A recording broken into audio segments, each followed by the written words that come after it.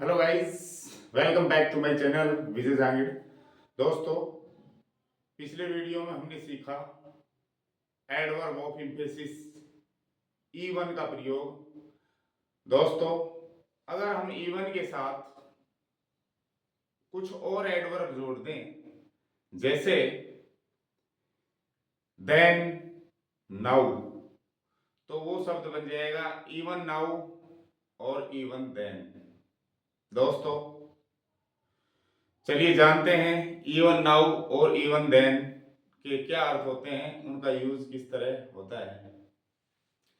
Guys, आप देख रहे हैं ऊपर इवन में मैंने नाउ और देन प्लस कर रखा है। इवन एडवर्ब ऑफ एम्फेसिस है, जो कि बल देने वाला क्रिया विशेषण है। नाउ और देन एडवर्ब ऑफ टाइम है, जो कि समय बताने वाले क्रिया विशेषण है। अगर मैं इवन के साथ नाउ जोड़ दूं तो इसमें दोनों गुण आ जाएंगे, ये एम्फेसिस भी होगा और समय भी बताएगा। उसी तरह इवन के साथ मैं देन जोड़ दूं तो ये समय भी बताएगा और एम्फेसिस बल भी देगा, एम्फेसाइज भी करेगा उन शब्दों को जिनसे पहले ये आएंगे। तो अपना पहला एडवर्ब बन गया इवन नाउ। चूंकि ये भी एडवर्ब है, ये भी एडवर्ब है, तो हम इनको कहेंगे एडवर्ब फ्रेज या एडवर्बियल फ्रेज, क्योंकि एक से अधिक शब्द हैं एडवर्ब में, तो उसको हम कहेंगे एडवर्बियल फ्रेज। अब चूंकि ये बल देगा तो एडवर्बियल फ्रेज ऑफ एम्फेसिस भी है, और चूंकि ये समय को भी बताएगा तो adverb phrase of emphasis and time हो गया ये। इसी तरह इवन देन भी adverb phrase of emphasis and time हो गया। अंतर क्या है दोस्तों? ये प्रेजेंट टेंस में यूज होता है और ये भूतकाल में पास्ट टेंस में यूज होता है। चलिए और विस्तृत जानकारी इनके बारे में हासिल करते हैं। ये दोनों एडवर्बियल फ्रेज हैं, क्या बताते हैं? ऑफ टाइम एंड एम्फेसिस, दोनों चीज बताएंगे। इवन देन, इवन नाउ क्या है? एडवर्बियल फ्रेज हैं, समय और बल देने वाले। यदि इनसे पहले बट लगा दिया जाए, अगर यहां बट और मैं लगा दूं तो ये adverbial phrase of time and emphasis तो है ही है, बट लगने से एंड कंट्रास्ट बन जाएंगे, यानी कि विरोधाभास और बताएंगे, विरोधाभास भी बताएंगे। ये पहले क्लोज से विरोधाभास बताएंगे अगले क्लोज का, यानी तीन गुण, तीन विशेषताएं हो जाएंगी इसकी। But even now, but even then करते ही इस एडवर्ब में तीन विशेषताएं हो जाएंगी, तीन तरह की ये विशेषता बताएगा, समय भी बताएगा, बल भी देगा और पहले वाक्य के साथ विषमता भी ये बताएगा। देखिए गाइस, कितनी महत्वपूर्ण बात है ये। अर्थात यह समय की निरंतरता तो बताएगा ही, नाउ या देन क्या बताएंगे? समय की कंटिन्यूटी, निरंतरता, और अपने से आगे आने वाले शब्दों पर ये बल देंगे, जिनसे पहले ये लगेंगे तो अगले शब्दों पर ये इंफेसिस बल देंगे, और पहले आने वाले उनसे पहले जो क्लोज आएगा उनके साथ ये विरोधाभास, कंट्रास्ट भी बताएंगे। ये आश्चर्य और अप्रत्याशित भावों को व्यक्त करते हैं। Even now, even then, but even now, now even then, ये क्या बताएंगे? ये अचंभे को बताएंगे, आश्चर्य को बताएंगे, हैरानी बताएंगे, या कोई ऐसे भाव बताएंगे जो अप्रत्याशित हो, कि हमें ऐसी आशा थी हो गया ऐसा। तब हम इन फ्रेजेस का यूज करते हैं, इवन नाउ का, इवन देन का, और but even now, but even then का। अब इनमें थोड़ा सा क्या डिफरेंस है ये देखते हैं। गाइस, इवन नाउ और इवन देन का प्रयोग वाक्य के प्रारंभ में भी कर सकते हो आप, शुरू में, बीच में भी कर सकते हो आप, और इनफॉर्मली बात करें मन की मर्जी वाली तो अनौपचारिक रूप से अंत में भी इनका प्रयोग किया जा सकता है, इन दोनों का।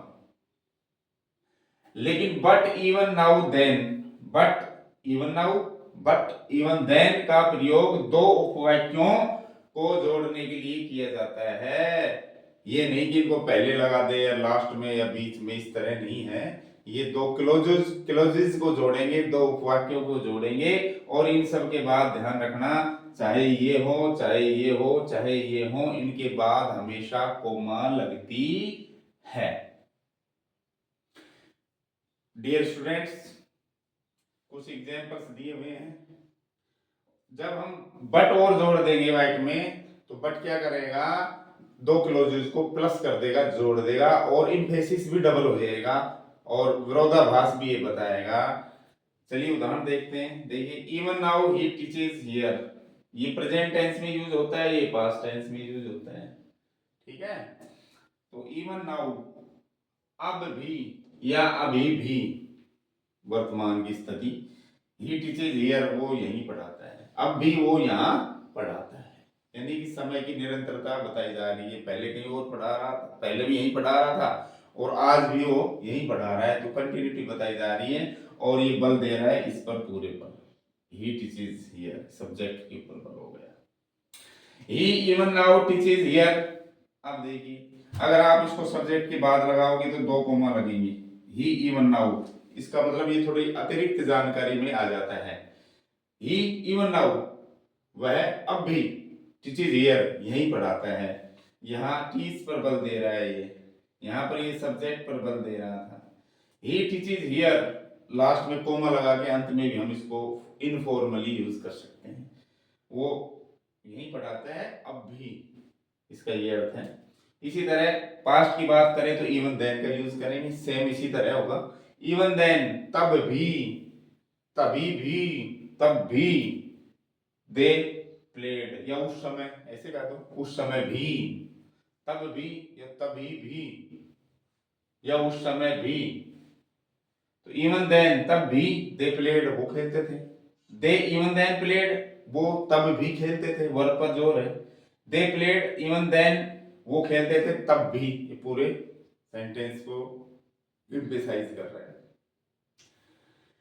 तो guys, even now even then का वाक्य के शुरू में, सब्जेक्ट के बाद, या इनफॉर्मली वाक्य के अंत में यूज कर सकते हैं। चलिए आगे देखते हैं। ही वार्नड मी, उसने मुझे चेतावनी दी थी। वाक्य समाप्त हो रहा है गाइस, फुल स्टॉप लग गया, वाक्य समाप्त है। इवन दो लग गया तो ये वाक्य को जोड़ तो नहीं रहा, क्योंकि वाक्य फुल स्टॉप लग गया, जोड़ा कैसे, इसने नहीं जोड़ा। लेकिन फिर भी एक वाक्य के बाद दूसरा वाक्य शुरू हो रहा है। ही वार्नड मी, उसने मुझे चेतावनी दी थी। इवन देन, तब भी, आई वेंट, मैं गया था।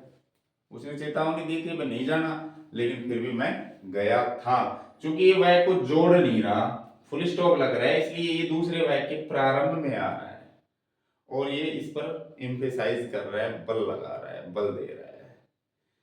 विरोधाभास भी बता रहा है, ये थोड़ा सा, ज्यादा नहीं, थोड़ा विरोधाभास भी बता रहा है, लेकिन चूंकि ये वाक्य को जोड़ नहीं रहा है, तो वाक्य की स्थिति वाक्य के शुरू में है इसकी। ही इज टायर्ड, वो थका हुआ है, फुल स्टॉप, वाक्य समाप्त है। दूसरा वाक्य शुरू होता है, even now he is working, अब भी वो काम कर रहा है। वह थका हुआ है और अब भी वो काम कर रहा है, तो ये समय बता रहा है कि काम कब कर रहा है, जब थका हुआ है तब, समय की निरंतरता बताई। दूसरी बात, ये इस पर जोर दे रहा है, वर्ब पर, कि वो काम कर रहा है, काम करने पर ये बल दे रहा है। विरोधाभास की स्थिति इसमें इतनी नहीं है, बहुत कम है। अगला देखो दोस्तों, ही इज 80 years old, वो 18 साल का है। फुल स्टॉप नहीं है, यहाँ कोमा लग गई है। क्या लग गई है, comma. He is 80 years old, वो 80 साल का वृद्ध है। कोमा, कोमा लगने का मतलब है, अब ये जो बट है, इन दोनों क्लोजेस को जोड़ रहा है। एक क्लोज ही से शुरू है, एक क्लोज ये ही से शुरू, यहां तक है, इन दोनों को ये जोड़ रहा है, बट इवन नाउ। अब इसमें क्या है, ये जोड़ भी रहा है, समय भी बताएगा, अगले शब्दों पर बल भी देगा, और विरोधाभास भी बता रहा है। कौन, बट लगने से, और विरोधाभास बता रहा है, डबल इंफेसिस हो गया अगले शब्दों पर, अगले क्लोज पर। वो 80 साल का है, लेकिन फिर भी he goes for a run, वो दौड़ने जाता है। तो ये हमें आश्चर्य की अनुभूति करा रहा है, हमें अचंभा आ रहा है कि 80 साल का है फिर भी दौड़ने जा रहे हैं। तो बट इवन नाउ दो क्लोजेस को जोड़ते हैं, और इससे पहले भी कोमा होती है, इनके बाद भी कोमा होती है। मैंने इस सेंटेंस में कोमा नहीं लगाई, यहां पर पहले भी कॉमा बाद में भी कॉमा, तो ये दोनों को जोड़ रहे हैं। ही वॉज पुअर, वो गरीब था, but comma but even then, लेकिन तब भी, जब वो गरीब था समय को बता रहा है, तब भी ही हेल्प अदर्स, वो दूसरों की मदद करता था। तो डियर स्टूडेंट्स, हमने एक शब्द लिया था इवन, फिर हमने दो शब्द और मिला दिया, तो ये बन गया phrase, adverb phrase of emphasis and time. फिर हमने लगा दिया बट, तो उसमें कंट्रास्ट और बढ़ जाता है, विरोधाभास और बढ़ जाता है। तो इस तरह से हमने आज even now even then, but even now but even then में क्या डिफरेंसेस हैं वो अच्छे से समझा। आशा करता हूँ ये क्लास अच्छे से समझ आई होगी। वीडियो को लाइक करना, शेयर करना न भूलें। चैनल को सब्सक्राइब नहीं किया है तो सब्सक्राइब करें। Thank you for watching this video.